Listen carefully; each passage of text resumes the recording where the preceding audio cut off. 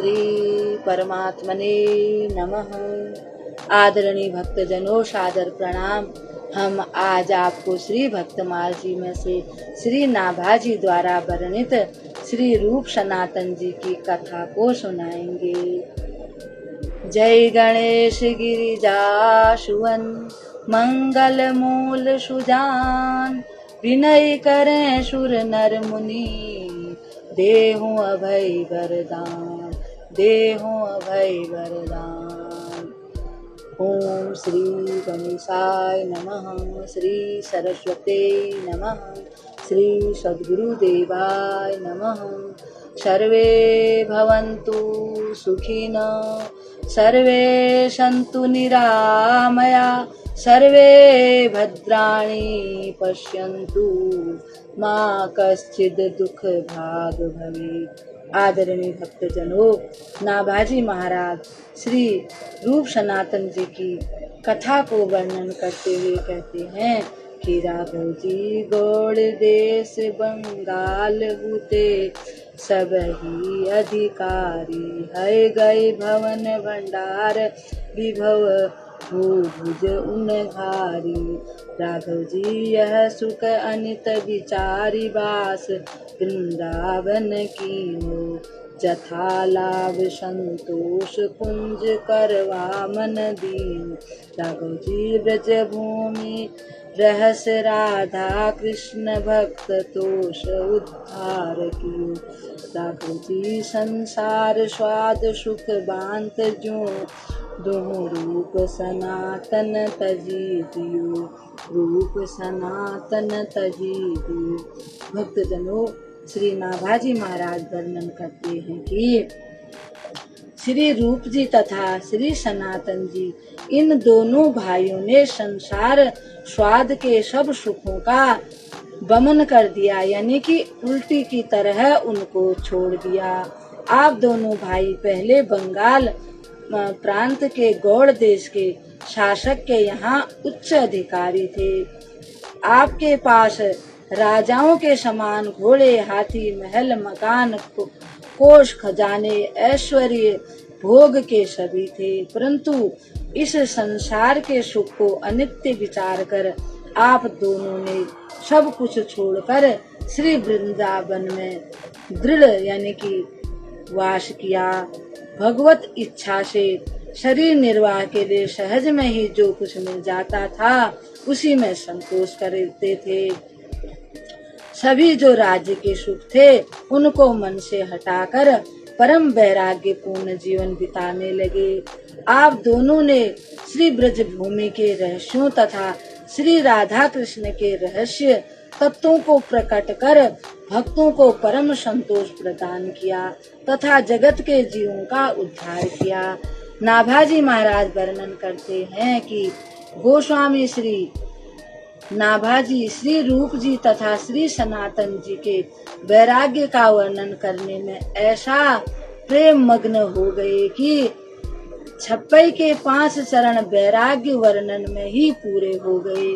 केवल एक चरण शेष रह गया। तब श्री नाभाजी का मन अत्यंत संतप्त हो उठा कि मैंने इनके प्रेम पक्ष का तो कुछ वर्णन ही नहीं किया। फिर तो एक तुक शेष रह गई थी, उसी में करोड़ों कविताओं का अर्थ भर दिया। श्री नाभाजी ने इस स्थल पर कविता का सच्चा स्वरूप दिखलाया है। इस एक तुक में श्री नाभाजी ने श्री रूप सनातन जी की श्री राधा कृष्ण की आचार्यता वर्णन की है। अहो, जिनकी कृपा दृष्टि से जन साधारण भी प्रेम पोथी पढ़ते पढ़ते हैं एवं पढ़ेंगे, उनके लिए यह कहना कि ये दोनों महानुभाव बड़े अनुरागी थे, क्या कोई बड़ी बड़ाई है, अर्थात नहीं है। भाव यह है कि ये तो सहज ही प्रेम रूप थे। नाभाजी महाराज वर्णन करते हैं कि काल के कुचक्र से ब्रज मंडल के तीर्थ प्रायः लुप्त गुप्त हो गए थे, अतः उन दिनों उन्हें और श्री ब्रज भूमि एवं ब्रज श्री वृंदावन के स्वरूप एवं रहस्य को कोई जानता नहीं था। परंतु श्रीमद् भागवत में श्री सुखदेव जी ने श्री ब्रज वृंदावन के संबंध में जैसा कुछ कहा है, श्री रूप सनातन जी ने वैसा ही प्रकट करके दिखा दिया। आपकी उपासना की रीति भी श्रीमद् भागवत के ही अनुसार थी। आपने रस सार श्रृंगार रस की उपासना अपनाई थी, जो कि रसिक महानुभावों को परम सुखदायी थी। श्री गौरांग महाप्रभु का आदेश पाकर आपने कुछ दिन तक श्री गोपीश्वर महादेव के निकट निवास किया और श्री महाप्रभु की कृपा से सब प्रकार की भक्ति पाकर बहुत से भक्ति ग्रंथों की रचना की। ग्रंथों में वर्णित आपकी एक एक बात में मन बुद्धि जब निमग्न होते हैं तो वह सुख मिलता है कि फिर शरीर बड़ा ही पुलकायमान हो जाता है और आंखों से आंसू की झड़ी सी लग जाती है। एक समय श्री रूप गोस्वामी जी श्री नंदग्राम में कदम्ब टेर पर भजन कर रहे थे। उसी समय बड़े भाई श्री सनातन जी श्री वृंदावन से आपके पास आए। उस समय श्री रूप जी ने मन में यह विचार आया कि आज मैं परम सुखदायी खीर का भोग श्री ठाकुर जी को लगाकर वह प्रसाद अपने अग्रज को पवाऊंगा। आपके मन में किंचित मात्र ही यह विचार आया था कि तत्काल मानो भक्तों को सुख देने वाली लाडली प्रियाजू एक बालिका के रूप में खीर का सब सामान ले आई। बोल श्री लाडली सरकार की जय। उसी सामान से तुरंत ही रसोई करके श्री ठाकुर जी को भोग लगाया गया और जब वह प्रसाद लेकर श्री सनातन जी के पास गए तो उन्हें वह अत्यंत प्रिय लगी तथा प्रेम का नशा सा छा गया। तब उन्होंने पूछा कि यह खीर कैसे बनी है, इसमें तो अलौकिक स्वाद है। तब श्री रूप जी ने सब बात बताई।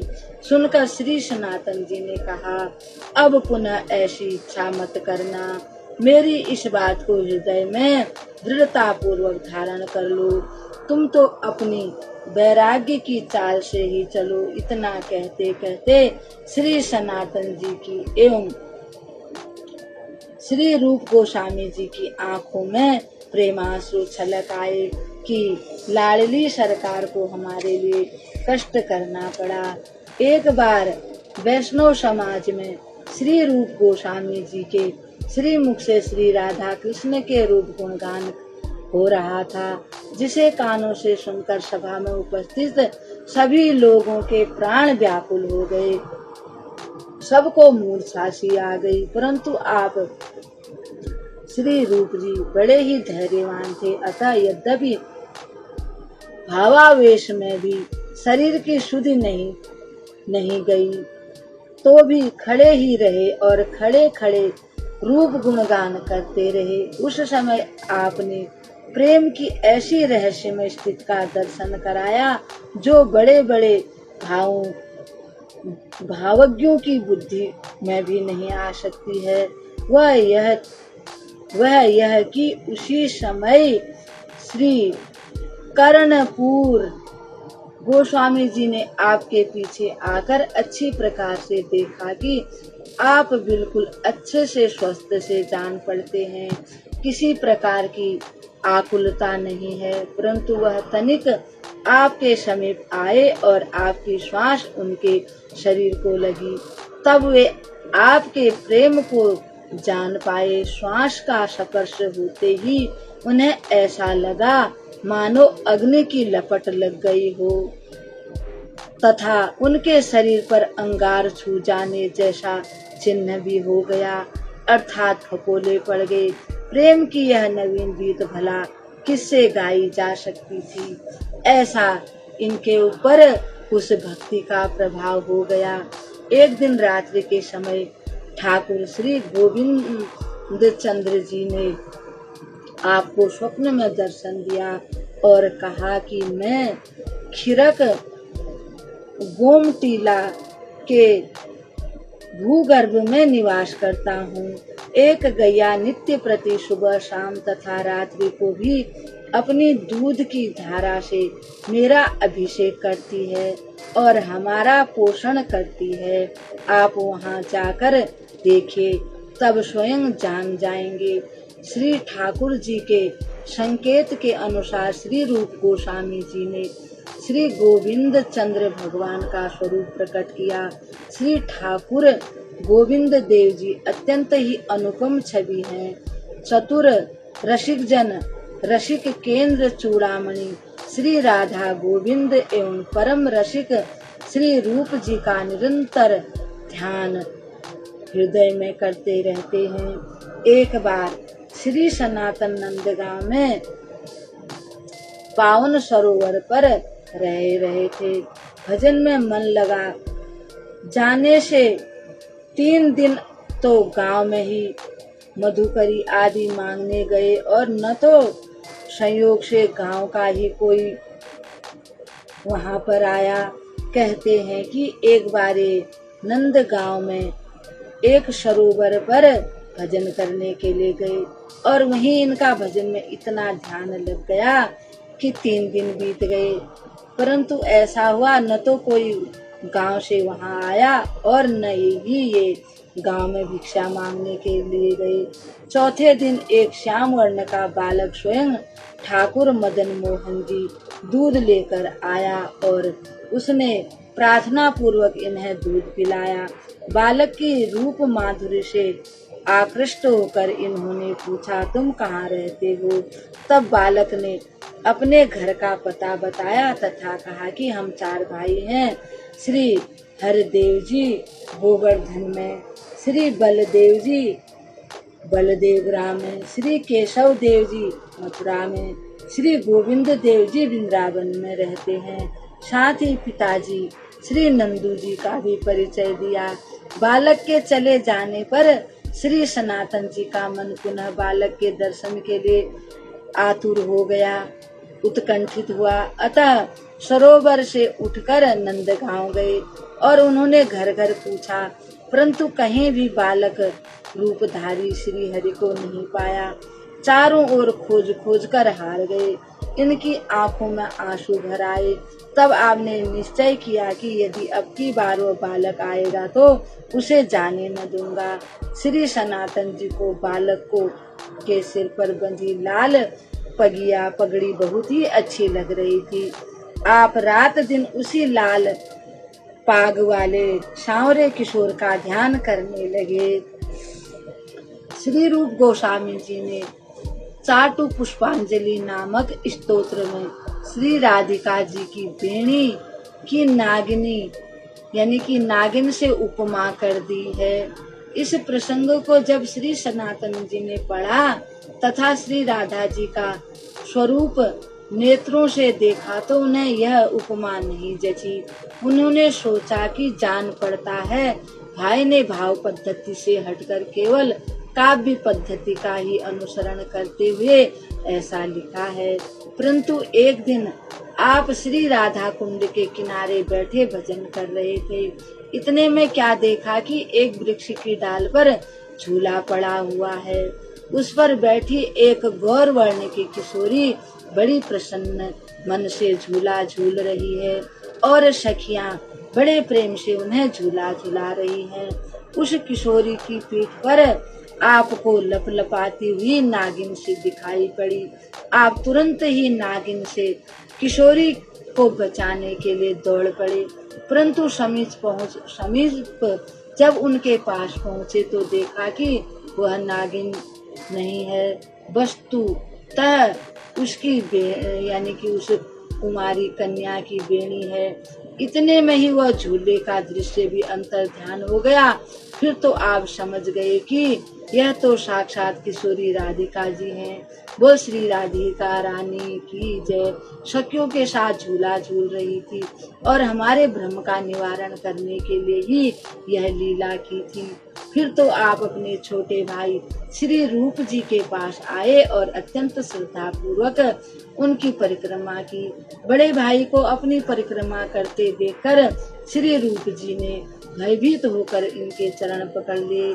श्री सनातन जी ने उन्हें उठाकर हृदय से लगा लिया।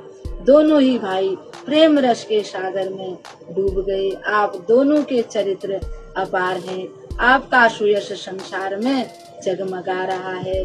आप प्रिया और प्रियतम के बड़े भक्त कहे गए हैं।